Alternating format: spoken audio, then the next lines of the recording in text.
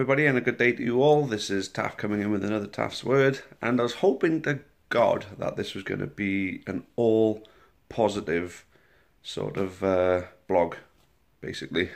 Following 2 wins on the trot, I was hoping, 3 wins on the trot, and then I could really talk about how the people moaning about all of our players are wrong. I still think they're wrong, don't get me wrong. Flinney's definitely the man to take us forward. Yes, he's had his criticisms and it's been warranted a lot of the time. But criticising on a game-to-game basis is different from people saying Flynn should get the sack just because we've lost a couple of games against 2 of the bottom teams. End of the day, we have had a fantastic season. These players have played some fantastic football throughout that season. I mean, yes, they played some guff football as well, but the fact is, we're now sitting in 11th place. We're 11 places above where we were last year. 11 places above where we were last year. For people saying that we need all of the squad out and a brand new squad, yeah, well, tell you what, that's exactly what Terry Butcher did. And where did we finish? 22nd. That's exactly what Warren Feeney did. And where did we finish? 22nd. Michael Flynn kept the better players, brought in a few more. Where are we finishing? 11th. You see what I mean? I mean, our first season in the Football League, we had a mid-table finish. Our second season in the Football League, we had, we nearly got into the playoffs, but we kept the bulk of our squad from the team that got promoted from the conference. We kept a lot of the better players. You know, obviously we swapped around a little bit. We tried to bring in some better players. Zabrowski was one of the successes, of course. And then now, I mean, you look at it. I mean, you're telling me, right, that you'd get rid of everybody. So Joe Day would go. You're telling me that Mark O'Brien and Demetriou and Danny Butler would go. Pipey would go. You're telling me that Labardi would go. You're telling me that Josh Sheehan would go. You're telling me that Amond would go. I mean, I understand some people who don't think Newbley deserves a contract, and to be honest with you, his second half of the season and towards the end of the first half of the season, yeah, I'd understand. You know that argument certainly does have merit. And at the same time, people saying about Matt Dolan should go. The argument does have merit, although Matt Dolan can produce something special. But players have off seasons, funny enough. Matt Dolan didn't become Yeovil's Player of the Year last season, you know, by being a poor player. Because if he played the way he did for us, for Yeovil, there's no way he would have won anything. Because I'm funny, you look at Ben White, how outstanding Ben White was, how outstanding Danny Butler was, how outstanding Labardi was when he's been fit. You know, they were the 3 front runners for the Player of the Year. Demetriou was an outside chance, and he's been outstanding all season, barring 1 or 2 little silly mistakes. Joe Day's had a great season, again, barring a few mistakes, you know, and a couple of dodgy looking games. But some of the saves he makes, I mean, last night I wasn't there, but the save, apparently it was a double save, which was absolutely top class. And that is what he does. He's the best shot stopper in this league. So it really gets me when people just expect everything to be great all the time, considering where we came from the last couple of seasons. Yeah, I mean, I was there at Barnet, and I was gutted with how bad we played that day. Absolutely gutted. But you move on. We went on to beat Accrington. We went on to beat Cambridge from there. So it just goes to show that sometimes these players will have an off day. You know, we had that correct bit of quality to the cream of the players that we got right now. And those off days will be converted into wins because we'll have more game winners in the team. Because that's the one thing that we are lacking. We're lacking in game winners. Amond, technically, you can call a game winner. But the rest of there's not a load of other players. Like Sheehan, when he's at his best, would be a game winner. Butler, with the assists that he's capable of producing, a game winner. You know, and we're talking like defenders like Demetriou and O'Brien and Joe Day and goal. We're talking about game savers there as well. So, without the team that we've had now, we would have probably been in the same position. If we didn't have some of these players that are getting slagged off left, right and centre, we probably wouldn't be in this position right now. I mean, we start this. The reason why we never had to worry about relegation at all is because of the fantastic start that we made to the season. And guess who was on form during that fantastic start? Frank Newbley. Yeah, okay, no, we're debating whether we should get a contract or not, but to shake things to him from the stand, I think is a bit off, to be honest with you. I think any of these players to be shouted at from the stand is off. I don't agree with it, unless their attitude is stinking, like an Adam Chapman, for example. You know, he had a poor attitude, you know? So I just don't get it. I don't get what's logical about shouting at our players when they're playing bad. If they're playing bad, say, come on, mate, come on, step it up, come on. Bit of encouragement, as opposed to, like, oh, fuck off your shit.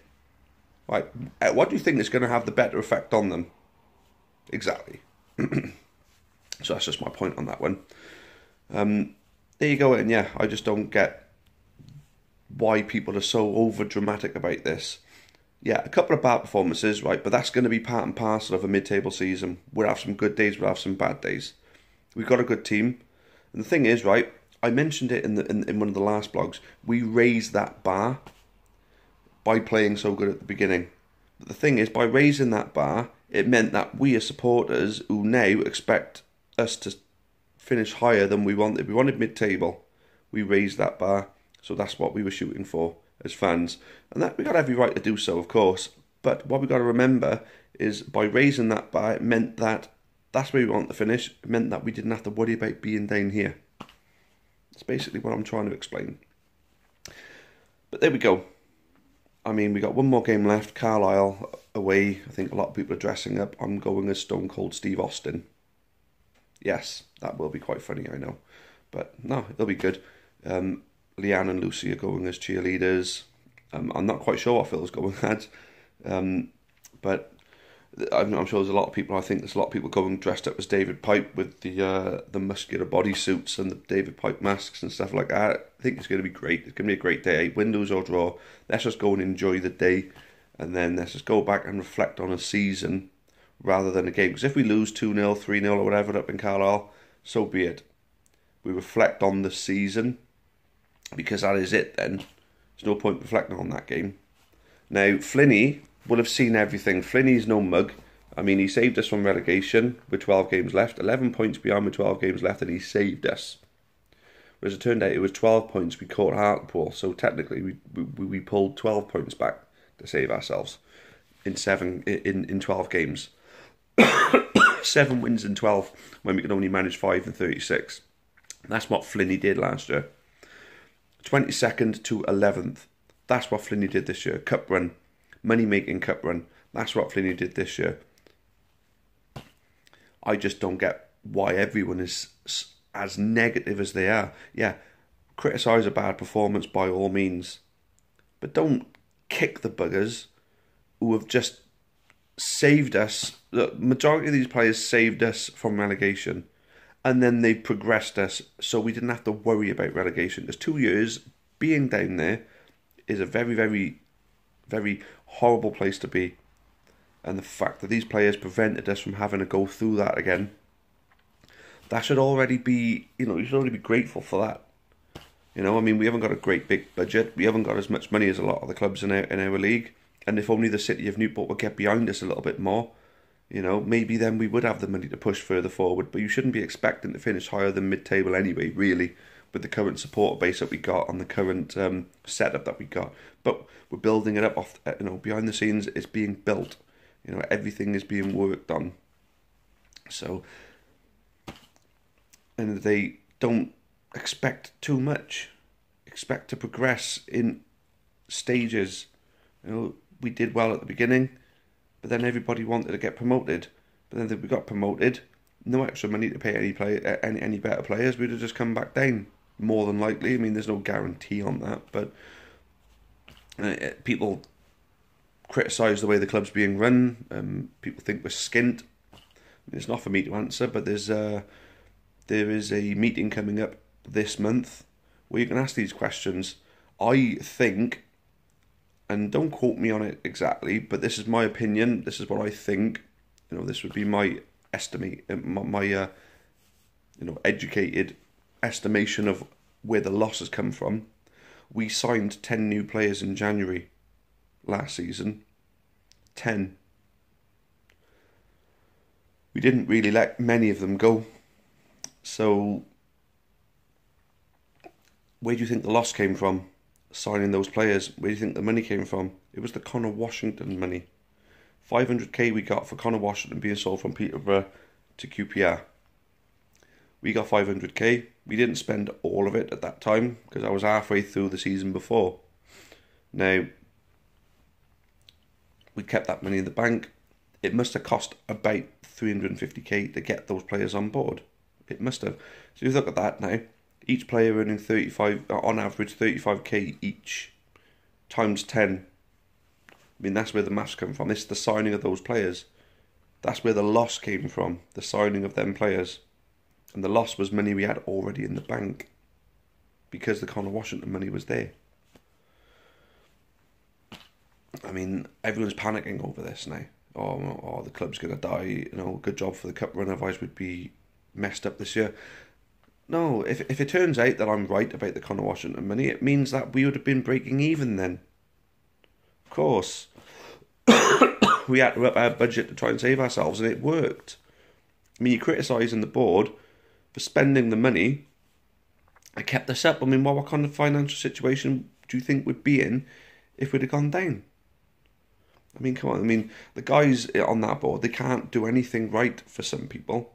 You know, you're damned if you do, you're damned if you don't. I mean, I remember the same people having to go at Howard Greenaff and that, forgetting us when we got promoted.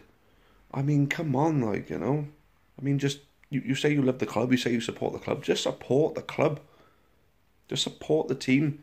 Turn up, shake for the boys, and then if they win, you go home happy. If they lose, you don't go home happy. It's as simple as that. You know, the guys who are running the club at the moment are fans of the club. You know, you look at a Blackpool situation. We're not. The thing is, we're safeguarded from that kind of situation because we own our own club. We can't be stripped of any assets. We can't just be brought down into the potentially going into oblivion. You know, because the people who own the club are extracting all the money out of the club. You know, making us run on a shoestring budget so they can fill their pockets. No, that don't happen. Every single penny that we make goes back into our football club. You know. I mean, if you want to do your bit, instead of shouting at the board, why don't you shout at the football fans in Newport who prefer to buy a Man United or a Liverpool top and sit down in the pub watching Jeff Stelling? You know, tell them what score their team. You know, that's what the score is in their team's game. You know, say, well, I'll tell you what. Instead of spending the money on that shirt, buy a Katie shirt. Instead of spending the money sitting in the pub drinking all day, why don't you have a couple of drinks and come over to the county? You know, cheer on your local team. You know, because who's to know what kind of potential this club could have if the people of Newport would only just get behind them. I mean, we've given the people of Newport a lot of reasons to be proud of us this season and last. So why not jump on the bandwagon and just be a part of it? You know? Oh, I don't know, I feel like I'm banging my head on the wall trying to say this over and over all the time, but there we go, 30.5 minutes, there we go. Thanks for watching again, guys, and for those of you going to Carlisle, I'll see you on Saturday. For those of you not, I'll see you next season. Have a great summer, thank you very much, and the blogs will continue. We'll do a retained list special, we'll look at free agents that are out there that we could sign, and then as and when we do make the signings, I'll be covering it on the blogs. Happy days. See you again then. Cheerio for now, and as always, up the county.